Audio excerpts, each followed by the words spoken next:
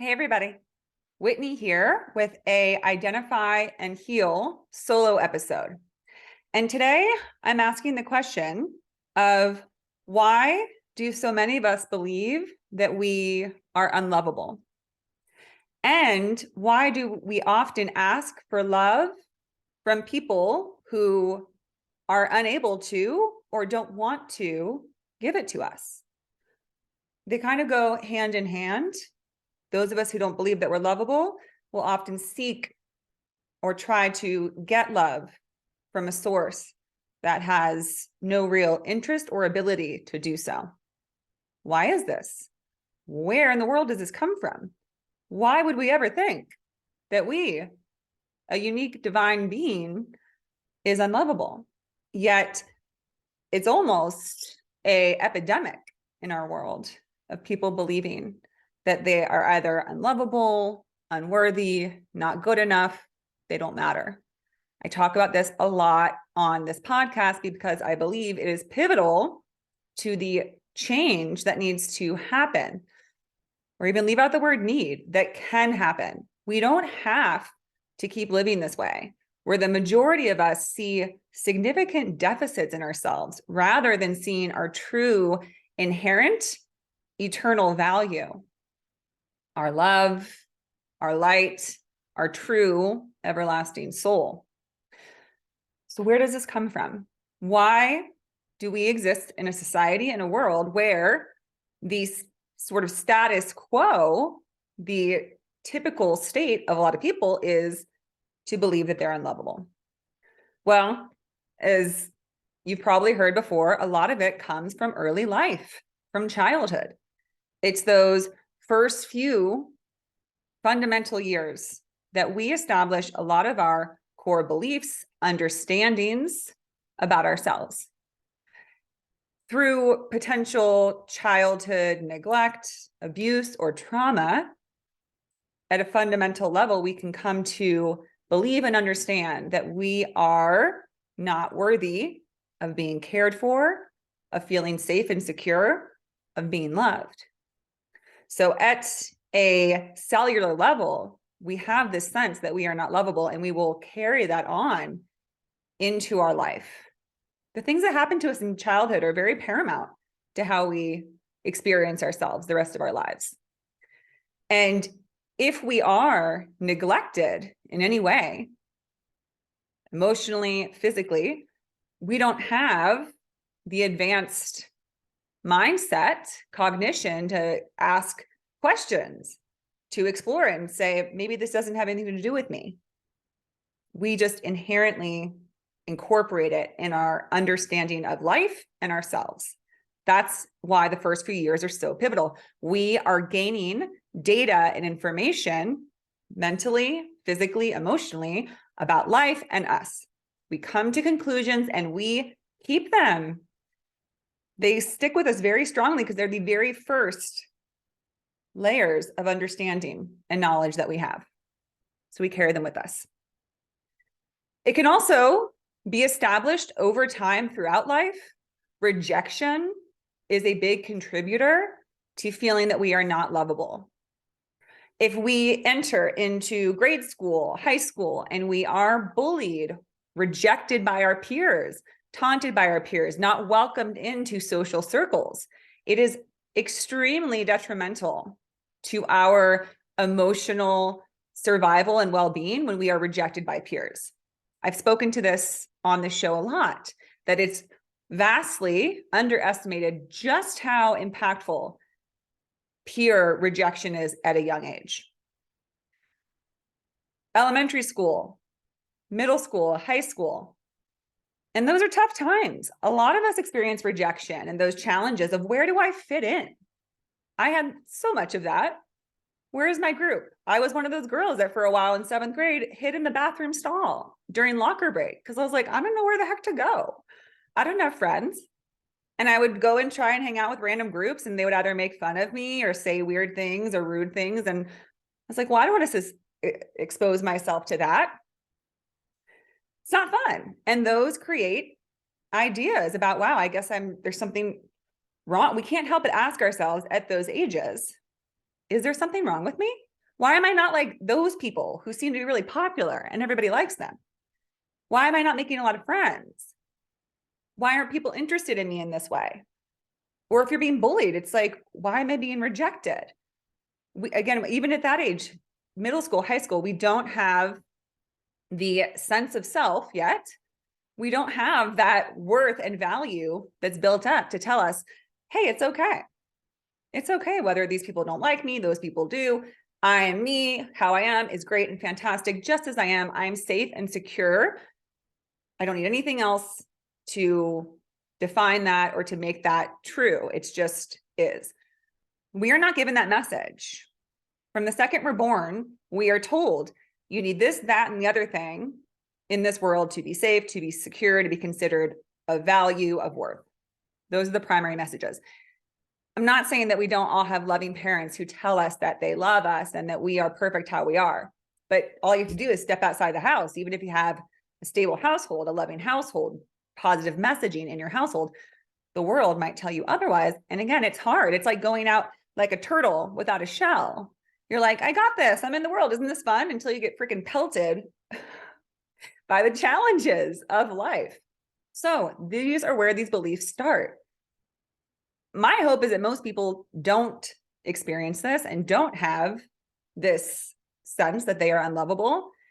I'm doing this episode because I believe a lot of us have that experience and hold that belief, whether we're aware of it or not. So I'm offering this in case some of the things I speak to cause a light bulb to come open and say, oh, wow, maybe that's why I choose unavailable partners. Maybe that's why I always feel like I'm trying to get someone to love me, to prove their love to me, that I'm trying to prove that I can get someone to love me. These are the patterns and the actions that we resort to when we feel this terrible fear that we are not lovable. It happens in early childhood from our parents, from how we're raised by our caregivers.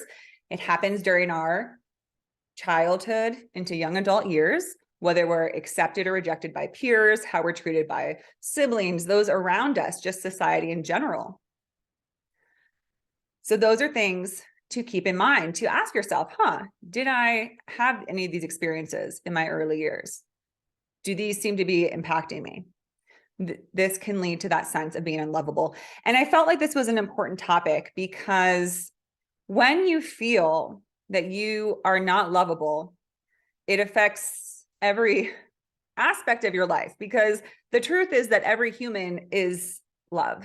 They're an expression of love into the universe. That's why we're here. We're a soul. When we don't believe that, we are literally disconnecting ourselves from our ultimate truth about who we are, about what we're meant for, and what we inherently deserve to experience. So we start to cut ourselves off from that truth, which can lead us down tricky paths. This is what leads people into addiction. This is what leads people into unhealthy, toxic relationships. If you don't know your worth and value because you think you're unlovable, how are you going to ask somebody to treat you well? How are you going to connect naturally with people who will give you love when you don't believe that you're lovable? That leads me to my next question for this episode. Why do we often ask for love from people who can't or don't want to give it to us? Well, if you find yourself in those positions, it's probably because you might have some of that inner deep core belief that you're unlovable. Because if you know your full worth and you know that you're lovable, it also means that you love yourself. That's the very first paramount part. You love yourself. And because you love yourself, you know that you are lovable. You cannot give what you don't have, and you cannot receive what you have. It goes both ways because it's a reciprocal thing. To receive love, you must know that you have it. Otherwise, you're not going to see it for what it is. You're not going to believe that you can have it because you don't think you do. You're going to block it.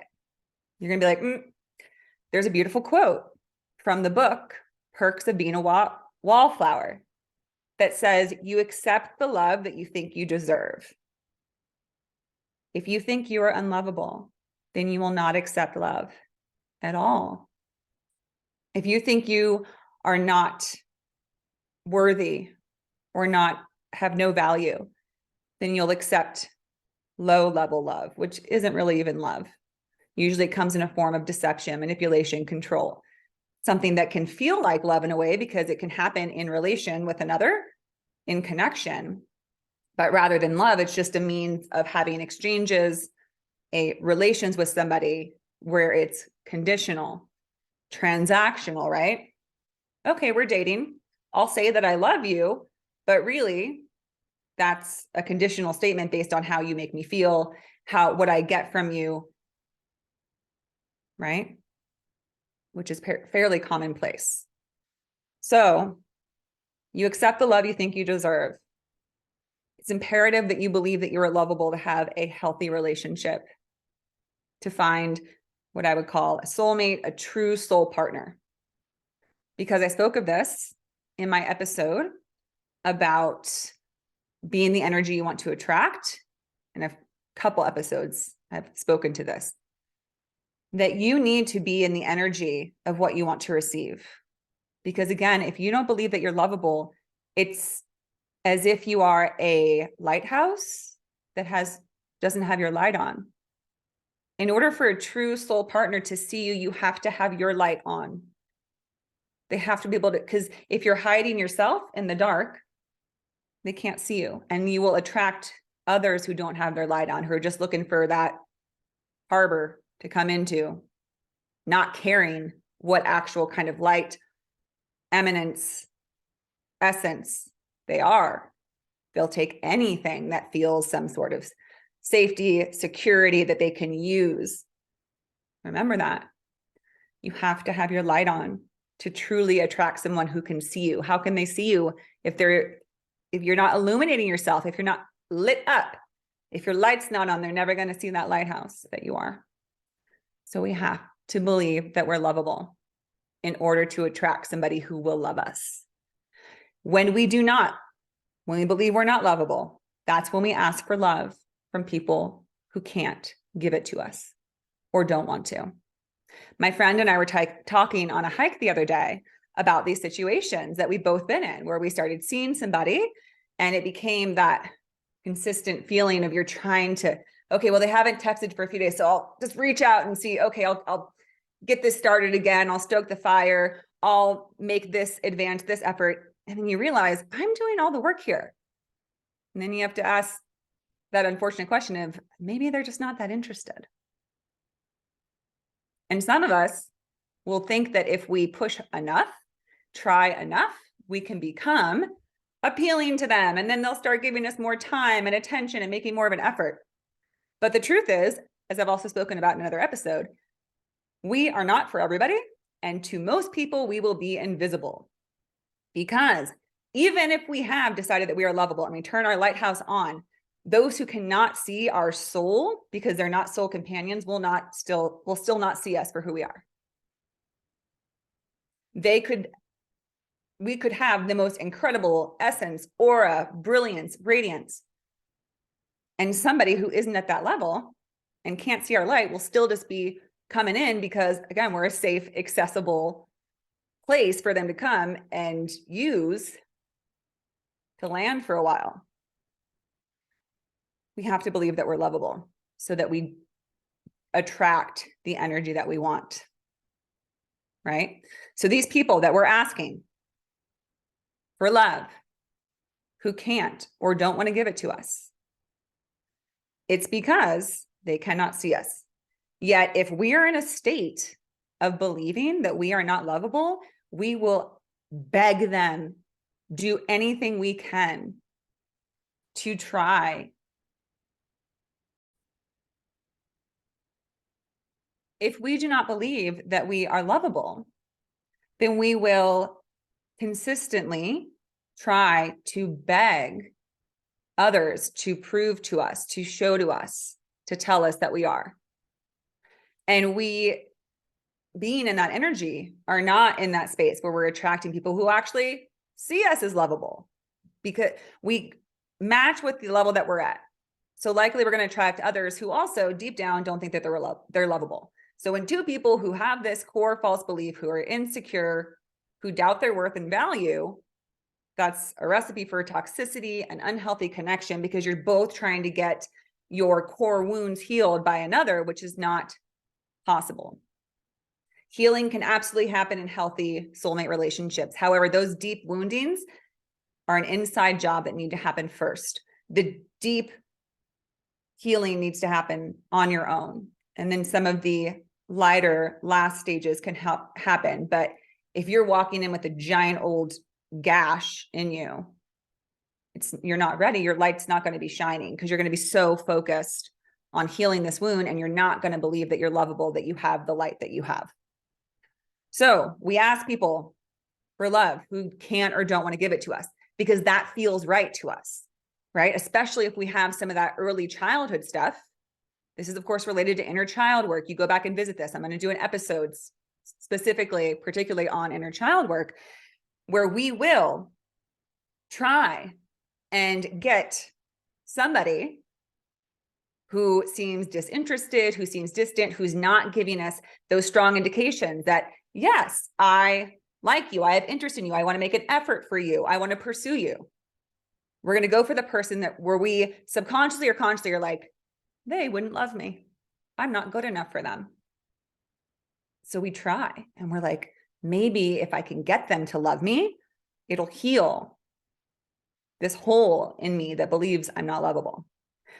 My friend sent me a meme from Instagram that says, in a room of 100 people, I find the one person. In a room full of 1,000 people who want to love us, we find the one who isn't sure. So I don't know if there's going to be 100 people who want to love you, maybe friends and family and such, but that's pretty much just what I was saying. We're going to find the one person where we say, I bet they wouldn't. I bet they don't think I'm good enough or pretty enough, attractive enough, whatever, tall enough, short enough, bam, bam, bam. I'm not enough for them. So here I go, making a beeline for them. Because guess what? If I can win them over, maybe that'll fix this. Maybe I'll finally be able to believe that I'm lovable. So we will do this over and over again. This cycle, this pointless cycle that has no resolution to it. It's just revolving around and around and around. Because we can't ask somebody to love us. Love is the most natural thing in the world. Love is unconditional, it's pure. When two people truly connect lovingly, it's effortless. There's no really thinking involved. It's feelings. You feel safe with them. You feel seen and heard with them. You enjoy and feel comfortable in their energy. However, these are also states that we reach when we're in a secure place. I did an episode on attachment styles. When we are not secure with ourselves, then feeling safe and comfortable with somebody doesn't feel right because we're used to feeling anxious or avoidant in relationships. So it does take some work. And again, that's why I'm offering this, because I think that a lot of people can relate to, why am I stuck in this place where I seem to be so intrigued and want to jump after these people who can't or do not want to offer me love? And if I see someone, or if someone indicates that they actually want to give me love, I run for the hills, or I say, ick. Oh, they actually like me. They're actually being nice. They just want to love me just from knowing me, not conditionally. Oh, how am I going to win that situation? It's a winning thing, where if we're in the mindset of being unlovable, then any relationship needs to feel like a win or a loss, which is not love. Love is that, again, which is unconditional. It's not about winning or losing. It's just about pure exchange and sharing of energy. When we take it to the place of winning or losing, either they love me or they don't. Either they approve of me or they don't. Either they make me feel valued, valuable, good enough, or they don't. And so we can be invested in that game. It's an addiction. I speak of love addiction. It's the same thing. We do anything because it's a roll of the dice. we might get a certain experience, that addiction to chaos, that addiction to excitement. I've talked about all these things because they're all very prevalent in our world because we don't know our value and we don't know our worth, not inherently. Why? Why are we still living this way? It's the most unnatural state to be in. Because again, human beings are inherently of the almighty, ultimate, infinite universe, which is made of love. We are a piece of it. If we are a piece of infinite love, how could we not be lovable? We are. Where did we go wrong? We got messaging that was not true and we took it for gospel. We said, this is fundamentally true about me and I'm going to hold it right here because this feels so terrible. I don't want more of it. So I'm going to have a big old wound and block to it and I'm going to try to keep myself safe from it. And ironically, that trying to keep ourselves safe perpetuates this cycle for the rest of our life until we have that aha moment and say, oh my gosh, maybe it's not true. Maybe it's not true that I'm unlovable. And maybe trying to heal this wound and change this core false belief through other people is a fruitless pursuit. It's not going to ever get me what I want. The only thing that will change these patterns, change this belief is me. And asking the big question of why? Why do I think that I'm unlovable? What is it about me? And that's where a therapist can come in. That's where a coach can come in. That's where deep soul work, body work, emotional work, because these things live at every level of ourselves. They live within us. And it's so painful to live this way. I've lived it most of my life. That's why I do the work that I do and why I'm speaking to you now. And I will speak for the rest of my life, because I do believe this is a time of fundamental change for human beings to finally come forward and pronounce and announce and declare, I am lovable. I am of value. I'm of worth just as I am. And I don't ever have to have that horrendous feeling that I am not one with the infinite divine love that is. You are, we are. So ask yourself, if you are right now talking to somebody and you're in that situationship state where you're texting them and sometimes they take a few hours to respond or maybe a few days and it's pretty dismissive and they're not following up and they're not asking you out. So you're beginning to feel that sense of rejection. And maybe you're starting to ask yourself, what's wrong with me? What is it? Is it my hair? Is it my body? Is it my laugh? Is it my voice? My job's not impressive. What is it? Why are they blowing me off? It's because they can't see you. They can't see your essence. They can't see your radiance. So move on. But rather than doing that, most of us will try and chase because we want so desperately to prove to ourselves, I can get their approval. If I can get them to sign off on me being lovable, then maybe I can win. And maybe this pain can go away. This wound can finally heal. They cannot heal it. Nobody can heal your wound, especially somebody who's questioning whether or not they even want to invest any time in you. There are people out there who will see your light and love you. You will not be able to receive those people until you love yourself. Begin the work. Begin to heal so that you can love yourself and you can save yourself these distractions, these detours, these painful experiences. It is so degrading to beg someone to love you. My friend used the analogy that she was seeing this guy and they had a great date together. They were sleeping together, having a fun time. She thought it was great sex, great time. He blew her off. She was like, what the heck? We're having a good time. We had good sex. He said nice things. He seemed to enjoy it. What the hell went wrong? And so she reached out and was like, hey, what's the deal? And she used the analogy that she was sitting at a table with him and she had served him up this big buffet and was like, this is great food. Why don't you want to eat it? Eat it. Eat the food. I made it for you. Why don't you want it? She's begging him. And it's such a great analogy because that's what we do, right? When somebody's like, meh, no thanks. I don't really want any more of this. And we're like, what? Why not? Why don't you want this? It's a beautiful feast. It's because they can't see you. It's because they're not for you. It's because you don't love yourself. And I'm not saying if you love yourself that this individual who's rejecting you would like you. It's possible because even people, here's another thing. My friend told me this the other day. She's now with a true soul partner, super happy, healthiest relationship she's been with. When she first met him, she was not yet healed. She was still in her process, and they were friends. For 6 months, they were friends. They went to the same gym together, and she would notice him from afar and be like, oh my God, he is so sexy. Why isn't he asking for my number? And she would kind of try and flirt a little bit, but she was solid with herself and knowing that she was still in her healing. And she intuitively knew, I can't pursue him. I have to wait. And he didn't pursue her. He didn't. Time went on. And then 6 months later, they were having a conversation one day and he said, can I have your number? Men are intuitive too. I've spoken to that. They are. Whether you know it or not, they have a sense often of where women are with themselves, which you have to watch out for because some people are predators and will prey on women that they can tell are lacking confidence, believe they're unlovable, because they'll swoop in and know the right things to say to love bomb or to seduce them or to entice them and, sort of lure them in.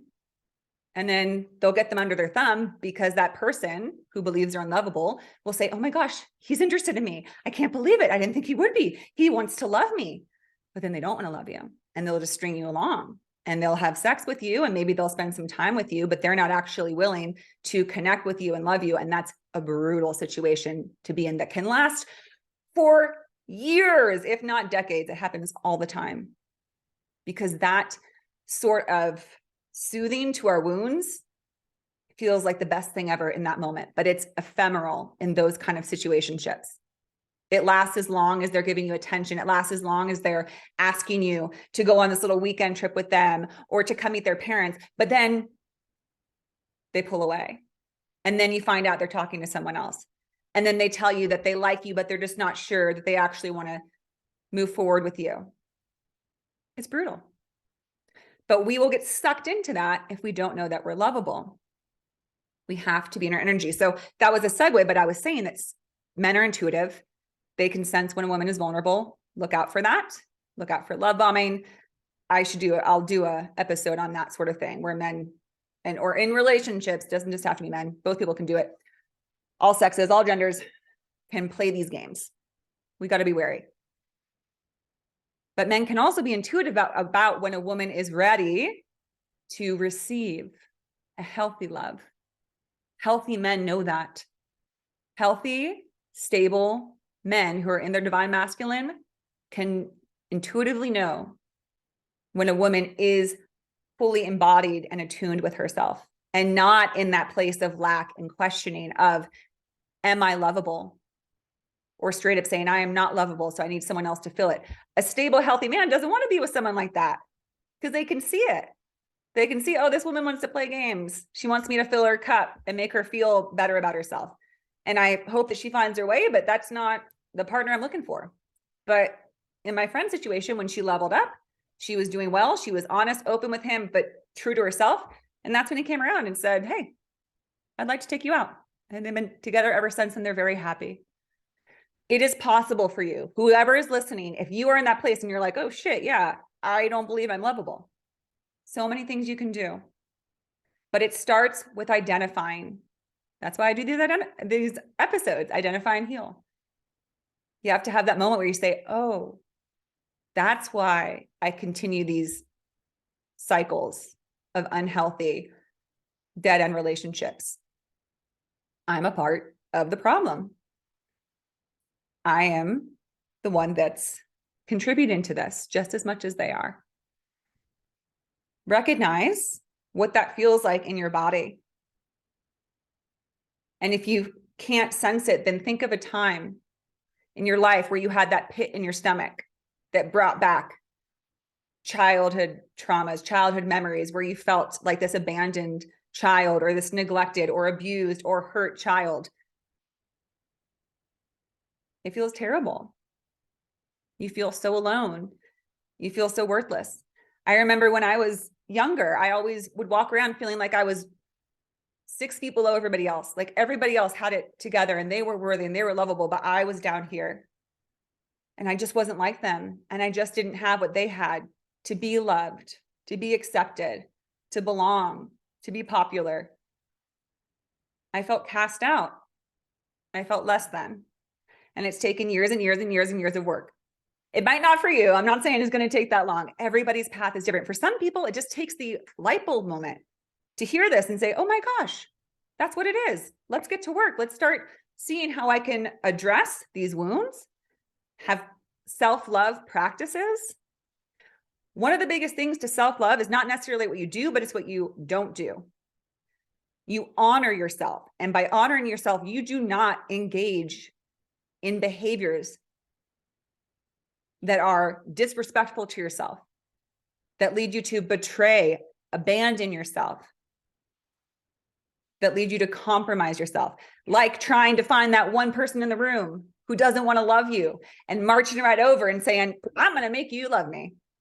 I'm going to give you my number and you're going to call when you feel like it and you're going to ask me out on a half-assed date and I'm going to try and win you over because I like your disinterest. It matches my energy. Let's go. It's going to fix me.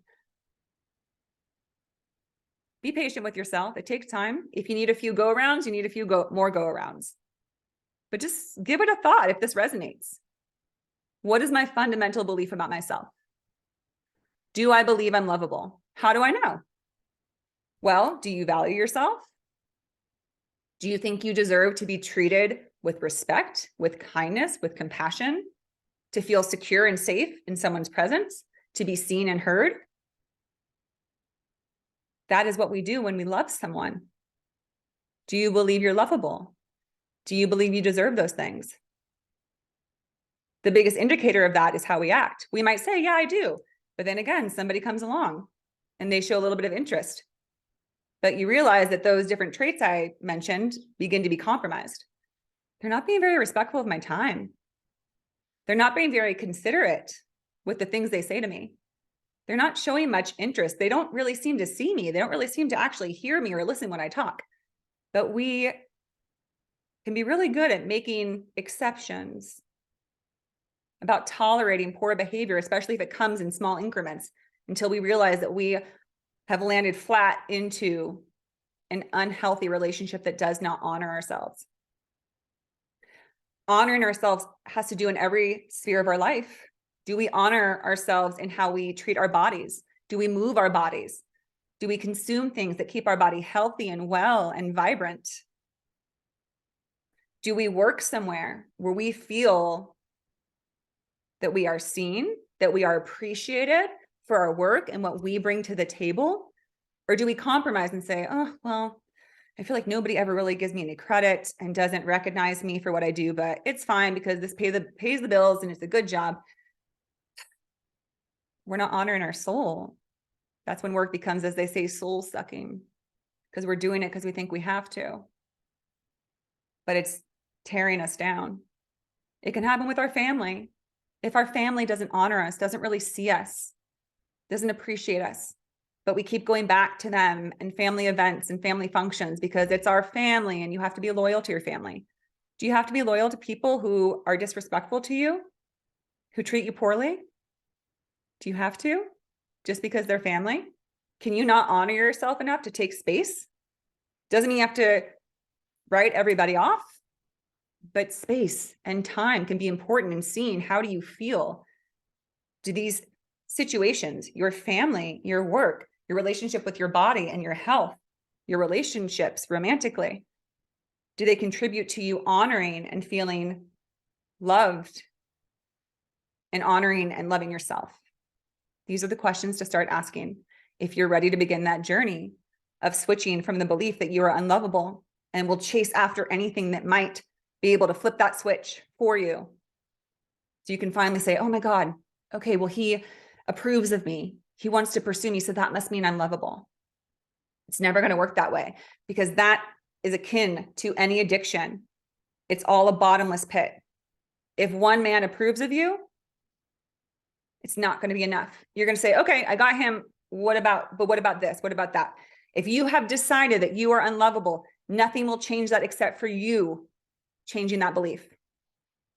Again, like that quote, that meme, you can have 100 people who love you and one person who doesn't, and you're always going to look for that one. It's the same with being attractive enough, of being successful enough. You'll say, yeah, well, I did this. Yeah, well, this person said this nice compliment, but what about that one? Or what about that other person who's more impressive or more attractive? It's a bottomless bucket. These externals, they do not satiate the soul. Only we can do that. Only we can decide that we're actually going to take in and truly consume and integrate and be satiated. It's an inside job. But the truth is that it's already right in there. That infinite unconditional love is living within you every second of every moment from the beginning of time until the end of time. You just have to access it. You access it by figuring out practices of self-love that unlock that lock that you put on your heart when things happen to you in your childhood, in infancy, in middle school, in high school, that made you to make this declaration of this hurts so fucking bad, I will do anything to avoid it in the future. So if I declare that I'm unlovable, then nobody else can get the upper hand. I'm saying it first. Nobody, if anybody rejects me, I won't care because I've already rejected myself. So go for it. That keeps us closed off with a closed heart, with a lock on our self-love. When we find the key and open that lock ourselves, nobody else can do it. That person deciding they want to date you is not going to open that lock. We think it will.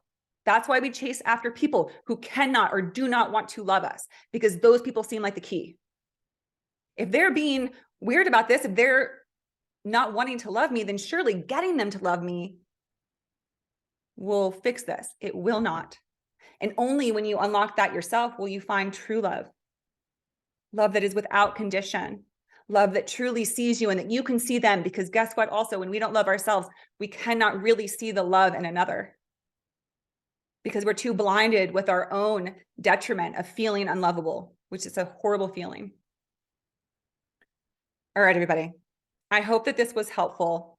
I hope that from this, you're able, if it resonates, to begin to consider if this is a core belief of yours, how it's affecting your life. And if you're ready, how can you begin a practice of self-love that starts with honoring yourself? Just ask yourself that. Everything you do, try this today. This is your assignment. Whoever is listening, ask yourself, is this honoring me? Is this honoring myself? I want to pick up the phone and call this person. And is this honoring me? I want to skip my workout and just go watch TV. Is this honoring me? I'm not saying it doesn't. Sometimes we need self-care and rest, right? But only you can know that. Well, I actually have some energy. I just don't feel like doing it. Sometimes when we're not engaging in things that are good for us, it's because we've lost almost a will to live, because we feel so bad about ourselves in our life. So we have to find ways to cultivate and build that self-love. Have practices that honor ourselves, that honor who we are, that say, I will not tolerate or accept or engage in anything that does not honor me. And see what that is for you. Develop your own practices that feel good to you, that make you see your value. Have you ever gotten a compliment and you kind of just like had this like burst of energy? You're like, oh, wow, yeah, I did do really well at that. That was great. Go with that, not just the compliment, because we don't want to get attached to compliments. They're great if we love ourselves already. But again, if we're using compliments to try and get self-love, it ain't going to happen. It ain't going to sustain it. But tap into that. Like, who are you? What are your strengths? What are your powers? What are your abilities? See yourself for who you really are. We discount ourselves so much. We minimize ourselves. We make ourselves small. You are a powerful, amazing, remarkable, unique being. You are a spark of the divine. You are a fucking light into this world. Turn your lighthouse on and realize that, and do everything in your power to connect with that knowing and to honor the divine within you and let it come out. If we really knew who we were, we would never engage in things that hurt us. We would never for another second question our worth and value. Again, I hope this was helpful. Please do try these practices. Please do begin to notice. That's what I was going to say, is that the first step is identifying. And if you find yourself dishonoring yourself, begin to observe, identify it, and then become almost like an observer or detective. Notice what you're doing without judgment. Maybe you're about to pick up the phone and you're like, oh, wait, why am I texting this guy? He clearly is blowing me off. This isn't really honoring myself. And let's say you do it anyways. Okay, then observe that. and check in, be like, okay, I'm going to do it. I'm not going to not do it. I'm not there yet, but why am I doing it? What am I trying to get from this? Why do I feel a desire to text someone who has shown a lack of interest in me, a lack of effort? Why? And if you feel in, you'll know that it's because you're looking to gain something from them. That maybe if they text you back, it'll bring this sense of, okay, maybe I'm good enough. Which shows, okay, well, then I must not believe I'm good enough, because otherwise I wouldn't be asking this dude for it, this girl for it. So be patient with yourself, allow for the process. Observing without judgment is a powerful first step. It's the first part of the path towards self-love, because we can't just expect to break habits really quickly. There's a beautiful quote from Shakespeare that says something along the lines of, I pity the person who, without patience, what wound did heal without degrees. Habits don't change overnight. You have to be patient with them. You have to allow wounds to heal. You can't just say, okay, then I'll never make bad decisions again. You're going to make poor decisions that don't honor yourself. But if you can observe them without judgment, because then if we judge ourselves, then we just get even more down on ourselves, right? Like, oh, God damn it. I'm trying to find validation again. I knew it. I suck. I might as well also skip the gym and also not do my evening sacred self-love ritual because I messed up. No, it's by degrees that we heal. Habits were formed over time. They become strong like a spider's web, woven and woven until spider's web can be strong as steel. So it's going to take time with all that weaving that's been done over long periods. So be patient, be kind, trust the process. If you need it, get a coach. Reach out to find a therapist. I'm a therapist. If you're in California, call me. I can work with you. Things can help you. There are resources out there to help you along this journey to recognize that you are lovable and that you can stop asking for love from people who can't or don't want to give it to you. Okay, now I'm really done. Thank you all so much for listening. Have a great day.